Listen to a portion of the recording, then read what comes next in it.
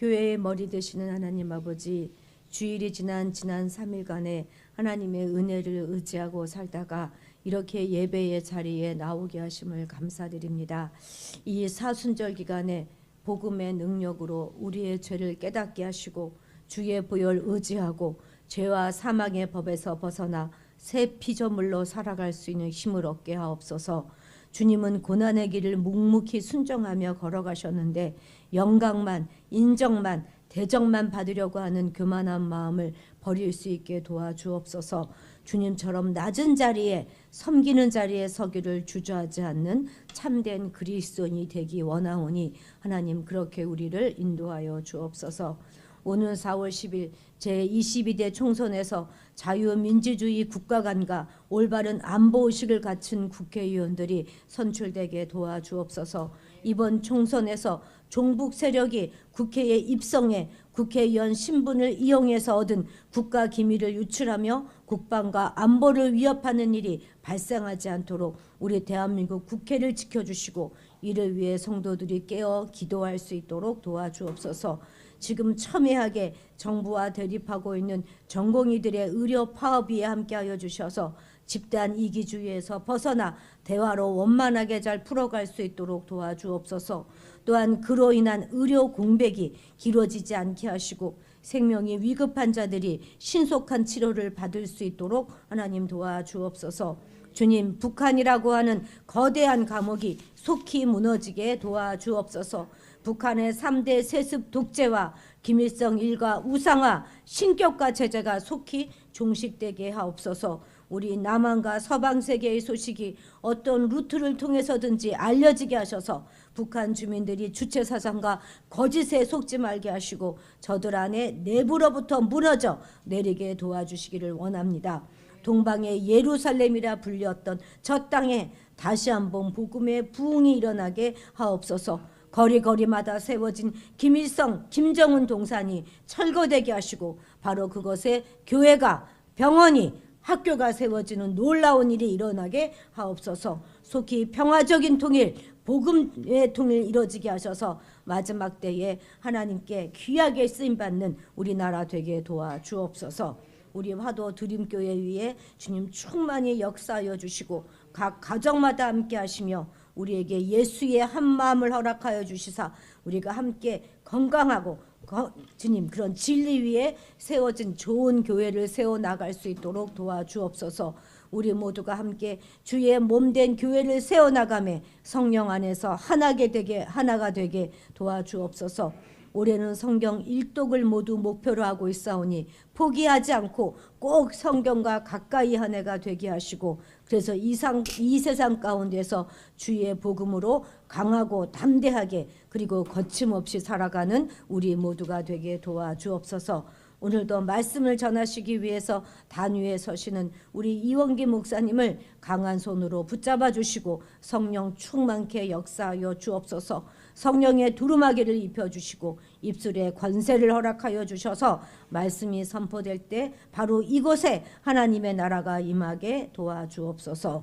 임마누엘 되시는 우리 주 예수 그리스도의 이름으로 기도드렸습니다. 아멘. 아멘. 오늘 말씀은 열왕기하입니다. 열왕기하 20장 12절에서 19절 말씀입니다.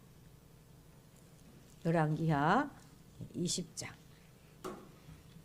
12절에서 19절 말씀까지 우리 한 목소리로 읽겠습니다. 20장 12절에서 19절 말씀까지 한 목소리로 읽습니다. 그때에 발라단의 아들 바벨론의 왕 브로닥 발라단이 히스기야가 병들었다 함을 듣고 편지와 예물을 그에게 보낸지라.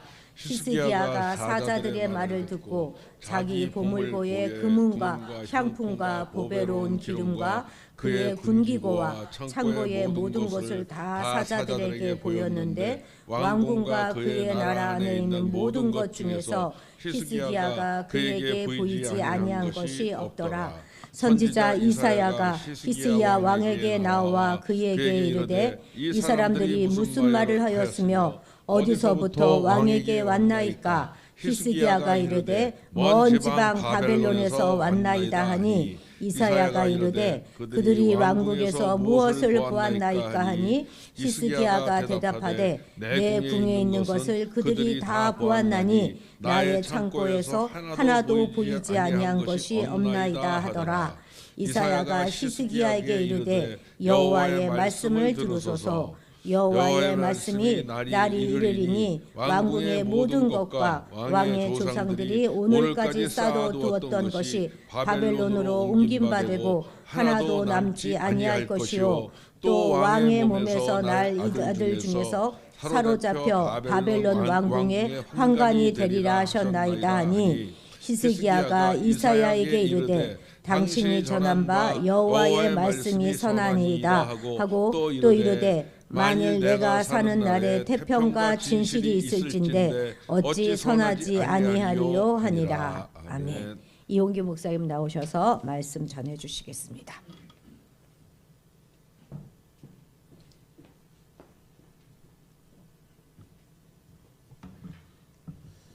잠깐 기도하겠습니다. 사랑의 아버지 하나님, 항상 저희들을 지켜주심을 감사합니다. 오늘도 주님 은혜 가운데서 귀한 시간 주셨사오니 은혜 받는 시간 되게 주님 인도하여 주시옵소서. 감사하며 예수님 이름 받들어서 기도했습니다. 아멘. 오늘 본문에 나오는 히스기야는 어떤 왕입니까? 그는 유대 13대 왕으로 다윗 이후에 300년 만에 등장한 믿음 좋은 왕이었습니다. 여호사밧 이래 그는 가장 광범위한 종교 개혁을 단행한 왕이었습니다. 그의 아버지는 아하스 왕인데 아하스 왕은 인신 제사를 드렸던 왕입니다. 그리고 성전 문을 닫고 우상에게 제사를 지내고 분향한 굉장히 악한 왕이죠. 그런 아버지 아하스 왕이 죽고 히스기야가 왕이 되었습니다. 그리고 그가 행하였습니다. 열왕기하 왕하 18장 4절, 5절, 6절 말씀입니다. 그가 여러 산당을 제거하며 주상을 깨뜨리며 아세라 목상을 찍으며 모세가 만들었던 놋뱀을 이스라엘 자손이 이때까지 향하여 분향하였으므로 그것을 부수고 느우스단이라 일컬었더라. 히스기야가 이스라엘 하나님 여호와를 의지하였는데 그의 전후 유다 여러 왕 중에 그러한 자가 없었으니 곧 그가 여호와께 연합하여 그에게서 떠나지 아니하고 여호와께서 모세에게 명령하신 계명을 지켰더라. 히스기야는 아버지가 저질렀던 모든 악한 일들을 없애버렸습니다. 닫혔던 성전문을 열고 그동안 지키지 않았던 유월절을 부활시키고 지켰습니다. 그리고 주상이나 목상이나 산당 등의 우상을 섬기던 것을 모두 없애버렸습니다. 더군다나 모세 시대에 쳐다보기만 하여도 병이 낫는다 하는 모세의 놋뱀을 이 백성들이 우상처럼 섬겼기 때문에 그것도 다 부셔버렸습니다. 하나님을 섬기는 일 외에는 우상처럼 받들어 모시던 모든 것들을 제거해 버렸습니다. 그리고 열심히 하나님만 섬겼습니다. 이렇게 종교 개혁을 한 히스기야, 그는 또한 기도하였던 왕이었습니다. 문제가 생길 때마다 하나님 앞에 나와서 눈물을 뿌려가면서 기도했습니다. 국가에 큰 문제가 생겼을 때 하나님 앞에 나와 기도했습니다. 하나님은 그 기도에 응답해 주셨죠. 아시리아 왕이 히스기야 왕을 협박하면서 하나님을 조롱하였던 것이 있었습니다. 19장 10절 11절 말씀입니다. 너희는 유다 왕 히스기야에게 이같이 말하여 이르기를 내가 믿는 내 하나님이 예루살렘을 아수르 왕의 손에 넘기지 아니하겠다 하는 말에 속지 말라. 아수르 여러 왕이 여러 나라에 행한 바 진멸한 일을 내가 들었나니 내가 어찌 구원을 얻겠느냐. 아수르 왕을 높이는 모습이죠. 아수르 왕은 천하의 무적이라고 얘기하는데 그 아수르 왕을 내가 믿는 하나님이 너희들을 구해줄 수 있겠느냐. 이와 같이 하나님을 무시하고 하나님을 조롱하는 이런 편지를 사제를 통해서 히스기야 왕에게 보냅니다. 이 편지를 받은 히스기야 왕은 성전에 올라가서 편지를 앞에 놓고 기도를 합니다. 15절 16절 19절 말씀 보시겠습니다. 그 앞에 15절입니다. 그 앞에 히스기야가 기도하여 이르되 그릇들 위에 계신 이스라엘 하나님 여호와 주는 천하 만국의 홀로 하나님이시라. 주께서 천지를 만드셨나이다. 여호와여 16절 들으소서. 자네들이 살아계신 하나님을 비방하러 보낸 말을 들으소서. 19절입니다. 우리 하나님 여호와 원하건대 이제 우리를 그의 손에서 구원하소서. 그리하시면 천하 만국이 주 여호와가 홀로 하나님이신 줄을 알리이다. 오직 주 하나님만이 이 세상의 모든 나라를 다스리는 한 분뿐인 것을 알게 하여 달라고 기도하죠. 그리고 살아계신 하나님을 지금 무시하고 조롱하고 이런 망언을 하는 저 사내드립을 잊지 말고 이제 그들의 손에서 우리를 구원하여 주셔서 세상의 모든 나라가 오직 주님만이 홀로 주 하나님이심을 믿게 하여 달라고 지금 기도하고 있습니다. 이렇게 하나님 앞에 간절히 기도했는데 이 기도를 하나님께서는 들어주시고 이사야 선지자를 통해서 응답하시면서 또한 문제를 해결해 주셨습니다. 19장 20절, 34절, 35절입니다. 아모스의 아들 이사야가 히스기야에게 보내 이르되 이스라엘 하나님 여호와의 말씀이 내가 아스르 왕 산헤립 때문에 내게 기도하는 것을 내가 들었노라 하셨나이다. 내가 나와 나의 종 다윗을 위하여 이 성을 보호하여 구원하리라 하셨나이다 하였더라. 이 밤에 여호와의 사자가 나와서 아스르 진영에서 군사 18만 5천 명을 친지라. 아침에 일찍 일어나 보니 다 송장이 되었더라. 아스르가 하나님께 기도함으로 인해서 하나님께서 어떻게 해요? 아스르 진영에 있는 군사 18만 5천 명을 전멸시켜줬습니다. 이 놀라운 일은 하나님의 역사하심을 체험한 왕이었습니다. 그런 히스기야에게 또 다른 시련이 닥쳐왔죠. 20장 1절 2절 말씀 보시기 바랍니다. 그때에 히스기야가 병들어 죽게 되매 아모스의 아들 선지자 이사야가 그에게 나와서 그에게 이르되 여호와의 말씀이 너는 집을 정리하라. 내가 죽고 살지 못하리라 하셨나이다. 히스기야가 낯을 벽으로 향하고 여호와께 기도하여 이르되 히스기야는 이사야 선지자로부터 내가 죽고 살지 못하리라는 죽음에 대한 선포를 들었습니다. 그때 히스기야는 어떻게 했습니까? 무릎을 꿇고 기도했습니다. 내가 하나님 무엇을 잘못했습니까? 왜 내가 39살의 젊은 나이에 세상을 떠나가야 합니까? 얼마든지 항변하면서 하나님을 원망할 수 있지만 그는 원망하며 분노하기보다 자신의 낯을 벽을 향하여 기도하기 시작하였습니다. 20장 3절 말씀 보시기 바랍니다. 여호와여 구하노니 내가 진심과 전심으로 주 앞에 행하며 주께서 보시기에 선하게 행한 것을 기억하옵소서 하고 히스기야가 심히 통곡하였더라.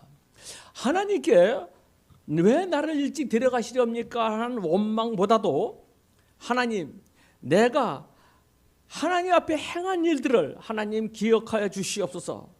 그리고 진실되게 살아온 것과 온전한 마음으로 하나님께 순종한 것, 이 하나님 보시기에 이 선한 것들을 기억하여 주십시오 하면서 울면서 통곡하면서 기도하였습니다.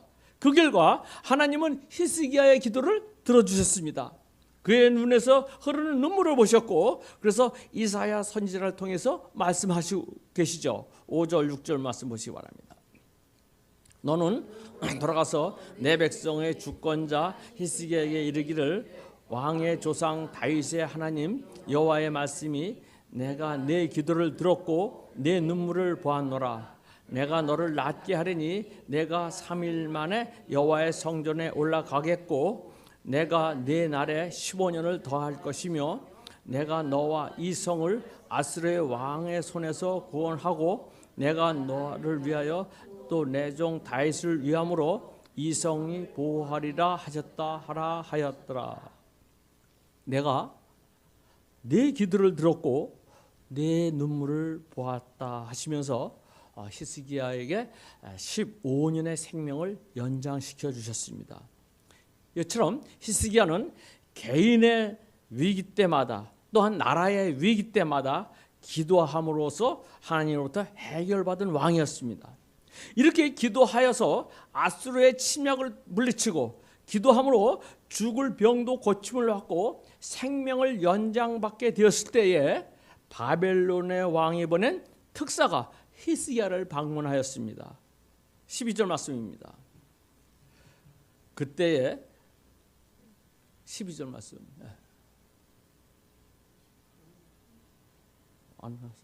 그때 발라딘 아들 바벨론의 왕 브로닥 발라딘이 히스기야가 병들었다 함을 듣고 편지와 예물을 그에게 보낸지라. 이 당시에 세계 최강의 대국은 아수르였습니다. 그 아수르는 나라는 북이스라엘을 멸망시킨 나라이죠. 그런데 이 아수르에 비해서 바벨론이라는 나라는 이제 신흥 국가로서 성장하고 있었던 나라입니다. 근데 이 바벨론 왕이 히스기야에게 병문안 차 서신과 그다음에 선물을 갖고 히스기야에게 보냈습니다.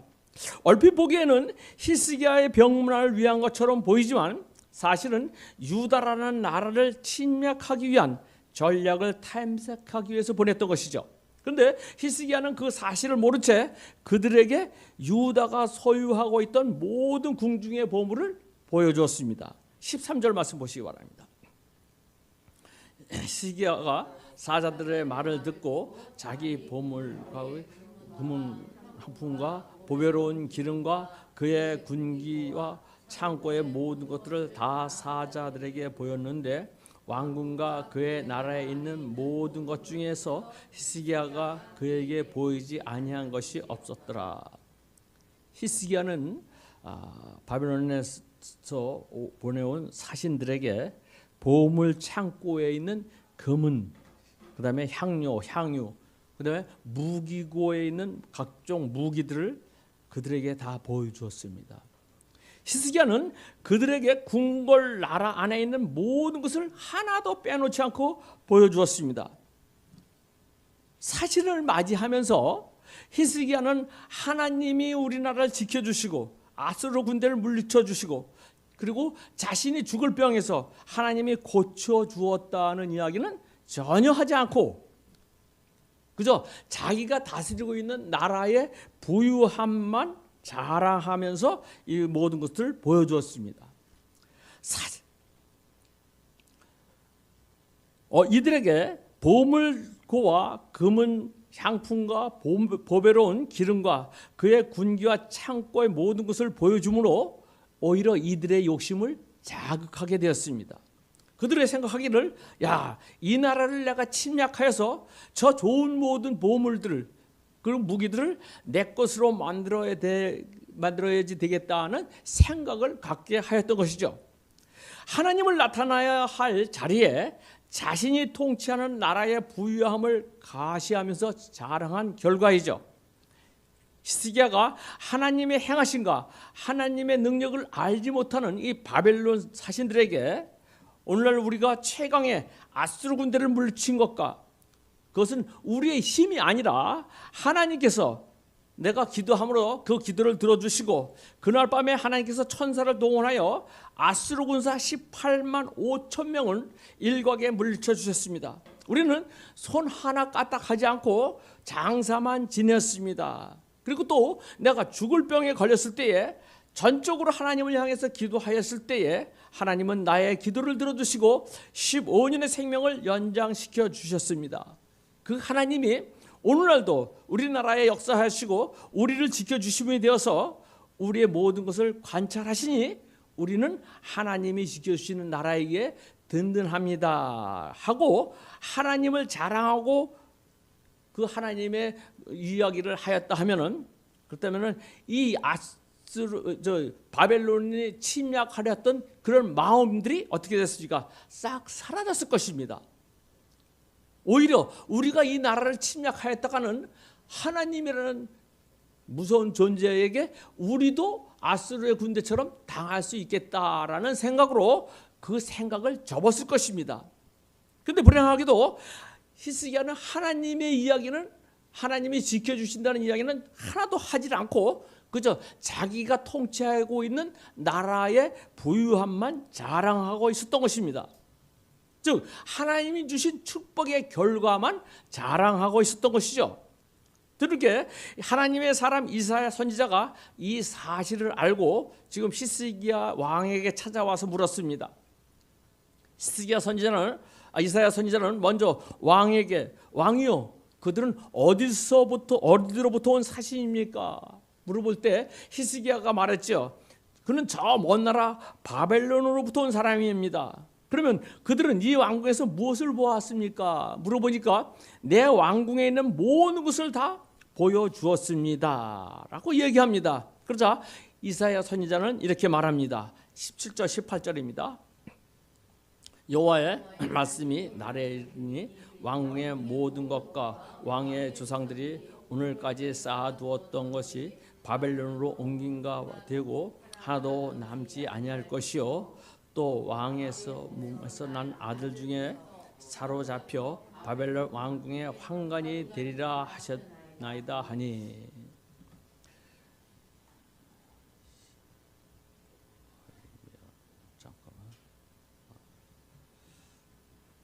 하나님이 내게 말씀하셨는데 왕과 왕의 열조가 쌓아놓았던 모든 것들이 지금 바벨론으로 옮겨질 것이라고 얘기합니다. 여기는 하나도 남지 않을 것이라고 얘기하죠. 그리고 왕의 몸에서 태어난 아들 중 한 사람이 바벨론의 포로로 잡혀가서 왕궁의 내시가 될 것이라고 예언을 하였습니다. 이 예언의 말씀을 들은 히스기야는 어떤 반응을 보였습니까? 19절입니다. 히스기야가 이사야에게 이르되 당신이 전한 바 여호와의 말씀이 선하니이다 하고 또 이르되 만일 내가 사는 날에 태평과 진실이 있을진데 어찌 선하지 아니하리로 하니라. 잘못을 지적받은 히스기야, 그는 잘못을 시인하고 회개하지 않았습니다. 절망적인 예언의 말씀을 듣고서도 전혀 놀라지 않았습니다. 오히려 무덤덤하게 당신이 하신 말씀, 즉 여호와의 말씀이 맞습니다라고 이야기하는 것입니다. 여러분, 이 모습을 다윗과 비교했을 때 어떤 차이가 있습니까? 다윗은 나단 선지자가 잘못된 것을 지적하였을 때 즉각적으로 잘못을 누이치고 회개하였습니다만, 오늘 지금 히스기야는 오히려 당신이 전해준 말이 지당한 말씀입니다 하면서 자신의 잘못된 것을 뉘우치지 않고, 더군다나 내가 살아있는 동안만이라도 평화와 안정이 계속된다면 그것으로서 다행입니다라고 말하고 있습니다. 여러분, 이 히스기야의 말에서 무엇을 깨달을 수 있습니까? 나라의 장래에 대한 걱정이나 또한 다음 세대를 생각하는 모습은 전혀 찾아볼 수가 없죠. 나라의 장래를 생각하면서 다음 세대를 생각하였다면요, 회개하고 무릎 꿇고 기도하여야 됨에도 히스기야는 전혀 그런 말들을 하지 않고 있습니다. 히스기야는 우리가 알듯이 기도하는 사람이었습니다. 그런데 히스기야가 기도할 때는 언제 기도하였습니까? 나라가 위급한 상황에 닥쳤을 때, 또 자신이 질병으로 죽음에 임박하였을 때, 그때 기도하였죠. 이것은 무엇을 얘기합니까? 당장 눈앞에 닥친 상황을 위해서 기도하였던 것이죠. 그러나 지금 상황은 위급한 상황이 아니죠. 당장 눈앞에 닥친 상황이 아니고 미래의 상황이니까 그 문제를 놓고 기도하지 않았던 것입니다. 여러분, 히스기야가 왜 기도하던 것을 멈추었겠습니까? 기도하려 생각하지 않았습니까? 기도의 응답으로 아수르의 침략도 물리치고 자신의 생명도 15년 연장되고 그 뒤로 태평한 세월이 계속되다 보니까 자신의 삶에 안주하였던 것이죠. 그런 가운데 간절히 매달려 기도하는 횟수가 줄어들고 나중에는 기도의 필요성을 느끼지 못함으로 인해서 기도를 쉬게 되었던 것입니다. 여러분, 우리들에게 가장 큰 위기는요, 응답 받고 난 이후라고 얘기합니다. 하나님의 축복을 받고 난 다음이죠. 성도들에게 있어서 가장 위험한 때는 고난의 때가 아니라 태평성대를 이루는 시기, 즉 아무 걱정 없이 잘 먹고 잘 살 때라고 얘기합니다. 히스기야 왕도 나라의 위급함이 닥쳤을 때에, 그리고 자신의 병으로 죽음이 눈앞에 닥쳤을 때 하나님께 매달려 기도했습니다. 그리고 하나님의 도우심을 받았습니다. 그러나 아수르를 물리치고 자신의 질병도 고침을 받은 후에 모든 것이 다 잘 되어 나감으로 인해서 히스기야에게도 아쉬운 것이 없었습니다. 부족함이 없었죠. 굳이 하나님을 찾지 않아도 되었습니다.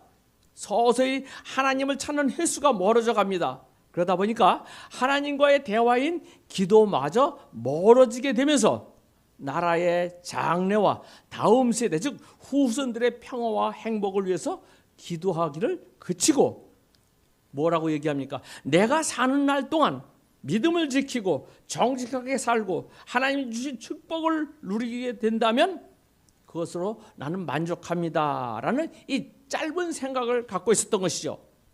여러분, 모세나 요셉이 무엇 때문에 고난의 길을 걷게 된 것입니까? 물론 하나님의 훈련도 있었지만 더 나은 삶을 자손들에게 물려주기 위한 하나님의 계획이었던 것이죠.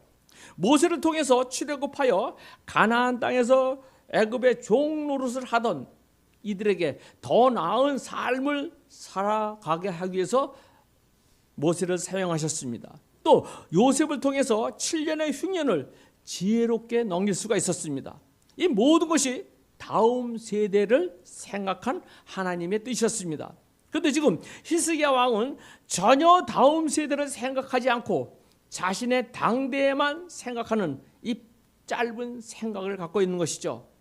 그러니까 자연스럽게 자녀에게 어떻게 됩니까? 신앙의 유산을 물려주지 않았던 것입니다.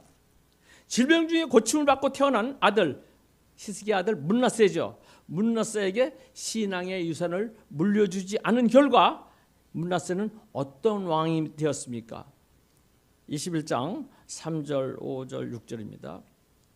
그의 아버지 히스기야가 헐어버린 산당을 다시 세우며 이스라엘 왕 아합의 행위를 따라 바알을 위하여 제단을 쌓으며 아세라 목상을 만들며 하늘의 일월 성신을 경배하며 섬기며 또 여호와의 성전 두 마당에 하늘 일월 성신을 위하여 제단을 쌓고 또 자기 아들을 불 가운데로 지나게 하며 점치며 사슬을 행하며 신접한 자와 박수를 신임하여 여호와께서 보시기에 악을 많이 행하여 그 진노를 일으켰으며 히스기야의 아들 므낫세는 그의 아버지가 헐어버린 산당을 다시 세웠습니다. 그리고 바알을 섬기는 제단을 쌓았고 이스라엘 왕 아합이 한 것처럼 아세라의 목상도 만들었습니다. 그는 또 하늘의 별을 숭배하였고 주의 성전 안에 이방신을 섬기는 제단도 만들었습니다. 그리고 자기 아들을 불살라 바치는 일도 하였고 점쟁이를 불러서 점을 치게도 하고 마술사를 시켜서 마법을 부리기도 하면서 악령과 귀신을 불러내어 물어보기도 하는 아주 악한 왕이었습니다. 그래서 그 모습을 보고 하나님께서 진노하신다고 이야기합니다. 히스기야가 다음 세대를 위해서 나라의 장래를 위해서 기도하지 않고 질병에서 죽을 병에서 나온 후 3년 만에 태어난 아들 므낫세에게 신앙의 유산을 물려주지 않은 결과 그의 아들 므낫세는 가장 악한 왕으로 자리를 잡았던 것입니다. 여러분, 자녀들에게 물질적인 재정적인 유산 물려주는 것 좋지만 그러나 더욱더 중요한 것은 신앙의 유산을 물려줘야 되는 것이죠. 무직한 목사님을 아실 겁니다. 이분에 대해서는 평가가 여러 가지가 있습니다. 이분은 구약학 교수인데 민주화를 위해서 한 몸을 바쳤고 남북 통일을 위해서 헌신하였다고 이와 같이 평가하는 분이 있는가 반면에 또 보수적인 사람들은 목회자가 정치적인 것에 너무 깊숙이 관여하였다 해서 부정적으로 얘기하는 사람도 있습니다. 근데 그 아들을 얼마 전에 보니까 그 아버지 문익환 씨하고 그다음에 그 김일성하고 찍은 사진이 이렇게 또 나왔더라고요. 꼭 그 건국 영화에 김구하고 김일성하고 찍은 것처럼 자랑하려고 했던 것 같더라고요. 근데 그는요 중학교 때부터 하나님과 멀어졌다고 합니다. 그의 어머니도 박영길 장로였습니다.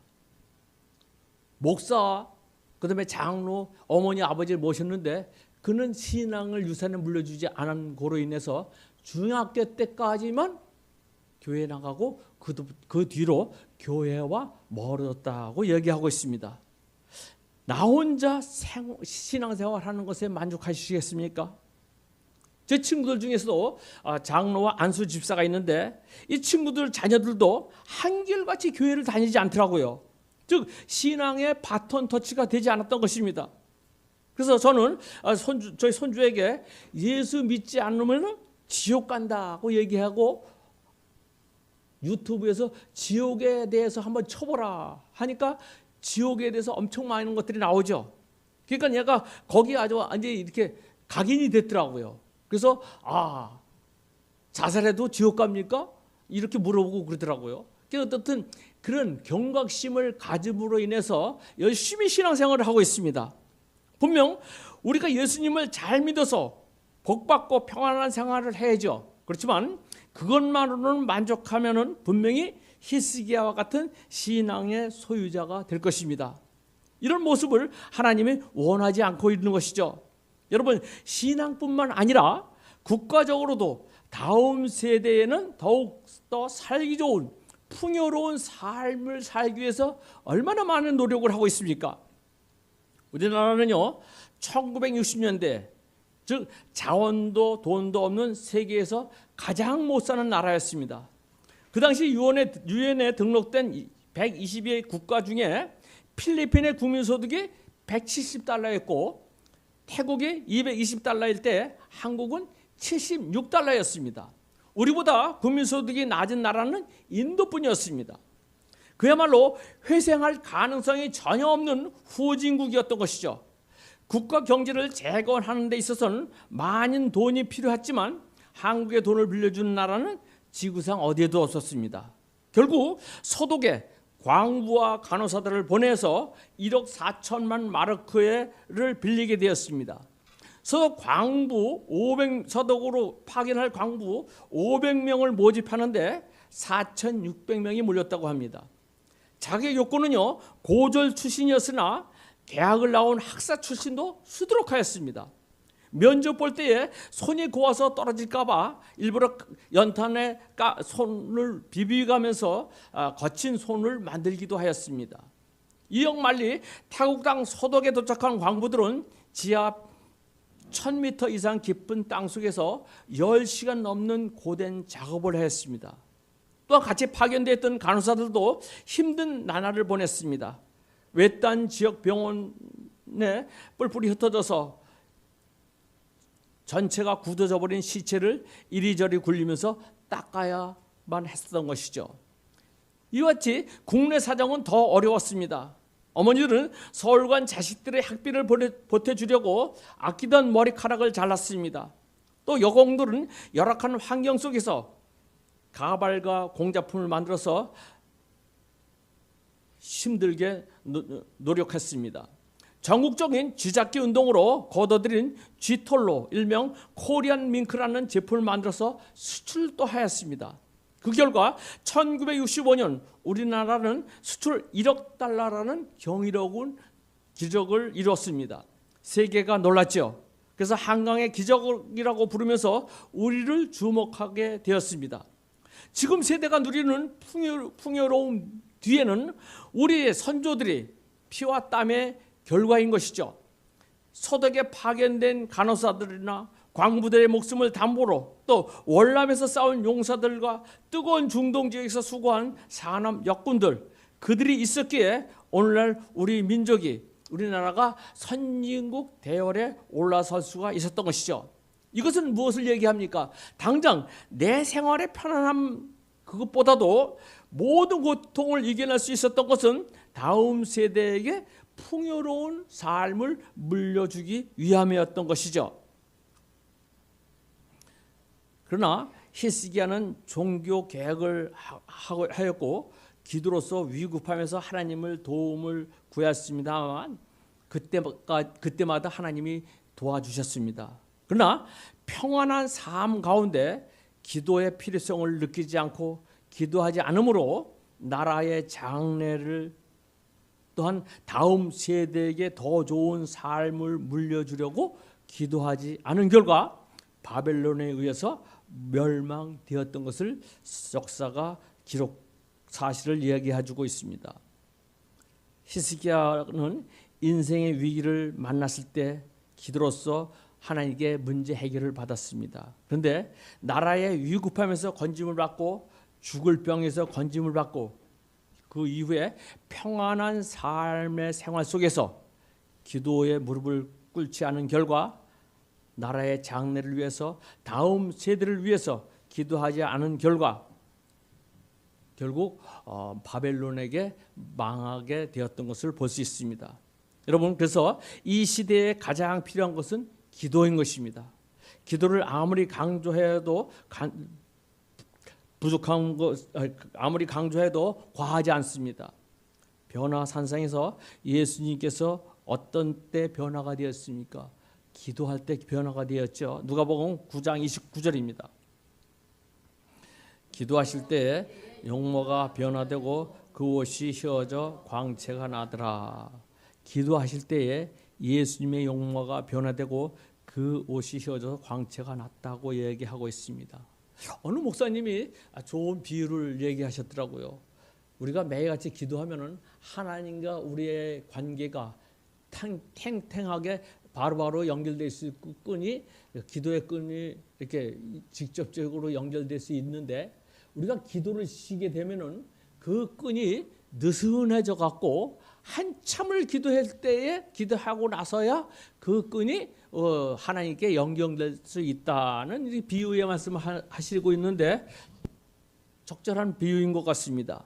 그래서 우리는 어떻습니까? 항상 기도함으로 인해서 하나님께 모든 것을 직구하고 그 직구할 때에 기도하는 자는 히스기야가 나라를 위해서 또 자기 질병을 놓고 기도했을 때 바로 하나님께서 응답 주셨듯이 우리도 항상 기도하는 가운데 어려운 문제가 생겨서 기도하면은 하나님께서 바로바로 응답 주신다는 것을 믿으시기 바라겠습니다.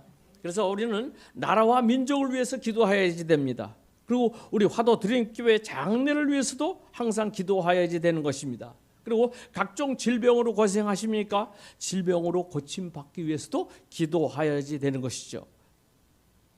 하나님이 주신 축복을 받고 그 축복만 놓고 자랑할 것이 아니라 하나님의 행하신 일, 하나님의 능력을 자랑할 수 있는 여러분이 되시길 바라겠습니다. 그럴 때 하나님께서는 더욱더 여러분과 함께 하실 것입니다. 그리고 더 많은 축복을 주실 것입니다. 기도는 호흡이요 생명입니다. 기도하기를 쉬면 우리의 영적인 생명이 끊어지는 것임을 우리가 알고 있어야 되는 것입니다. 그래서 기도하는 것을 멈추지만은 여러분과 저가 되기를 바라겠습니다. 우리 민족이 외세의 침략으로부터 보호되고 또 다음 세대인 우리의 자녀들이 신앙의 하나님을 경외하고 섬기는 올바른 신앙으로 성장할 수 있도록 항상 기도할 수 있는 여러분과 저가 되기를 주님의 이름으로 축원을 드립니다. 기도하겠습니다. 사랑의 아버지 하나님, 항상 저희들을 지켜주심을 감사합니다.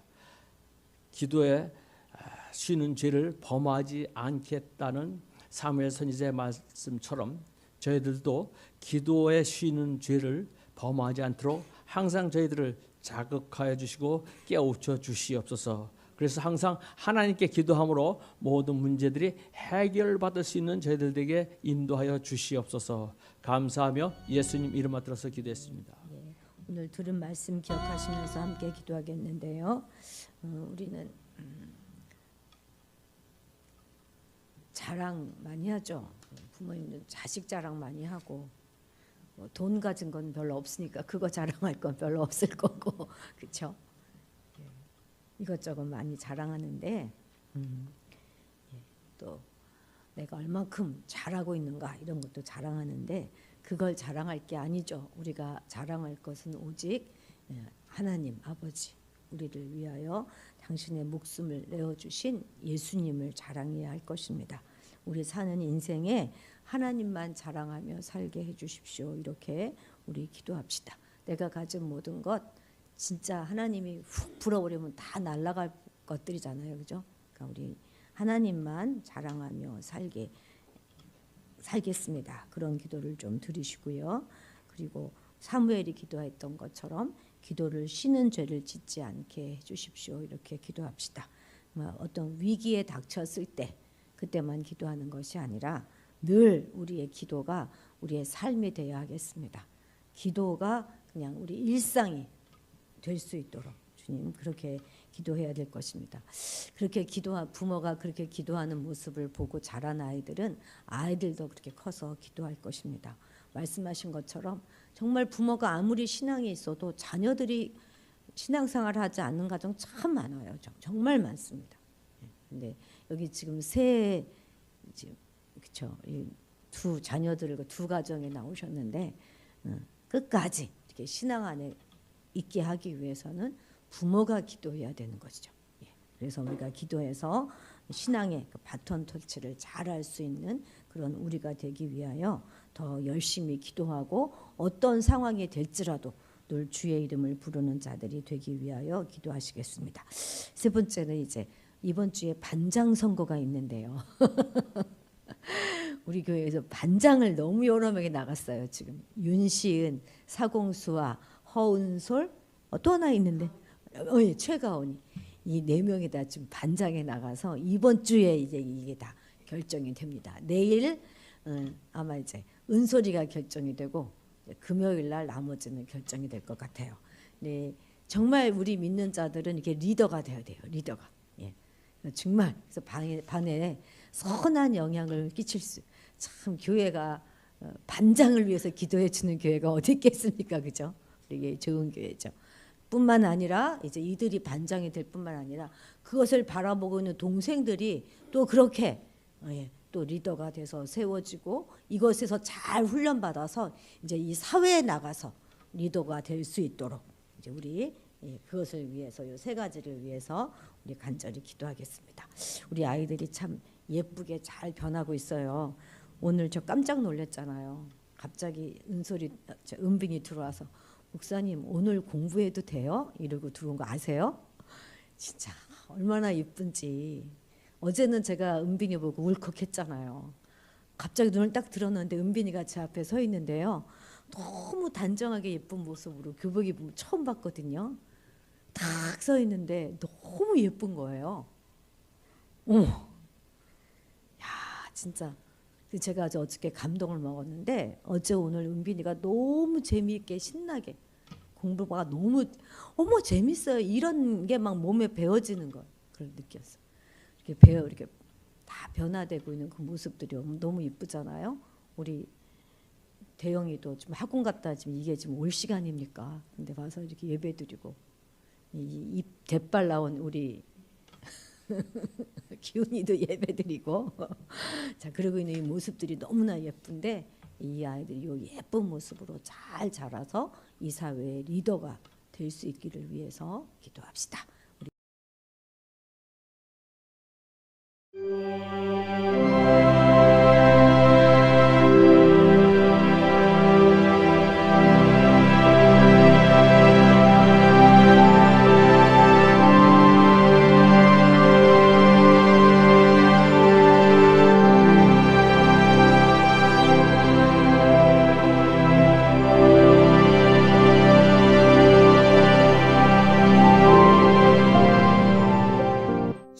신앙대학교에는 총 5개의 건물이 있는데 여러분이 앞으로 사용하실 공간을 중심으로 안내해 드리겠습니다. 먼저 정문으로 들어오시면 오른쪽으로 보이는 푸른색 건물이 갈멜관입니다.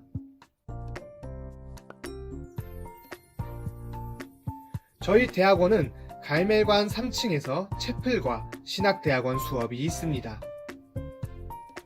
갈멜관 좌측에 있는 건물은 모리아관입니다. 이 건물 1층에 대학원 원우회실이 있습니다. 원우회실에 대한 자세한 안내는 다음 영상에서 소개하겠습니다. 모리아관을 지나서 학교 가장 안쪽에 있는 건물은 1립관입니다. 1립관에는 사회복지, 보육, 간호학과 교실이 있으며 4층과 7층에 교수 연구실이 위치하고 있습니다. 다음은 미랄관입니다. 미랄관 지하 1층에는 로고스 홀이 있습니다. 미랄관 1층에는 카페와 북카페가 있으며 3층과 4층은 도서관입니다. 마지막으로 복음관입니다. 복음관 1층에는 대학교 교학처와 인립신앙교육부가 있습니다. 채플은 월요일과 목요일 오후 6시에 있으며 총 참석일수의 75% 이상 참석하셔야 합니다. FT는 매년 1학기에 신앙과 공동체 함양을 위해 2박 3일간 진행됩니다. 미랄신앙훈련은 졸업하기 전에 꼭 한번 참석해야 하며 방학 때 포천 미랄훈련센터에서 2박 3일간 있습니다. 복음관에서는 주로 상담과 신학과 수업이 진행되며 5층에는 교수 연구실이 있습니다.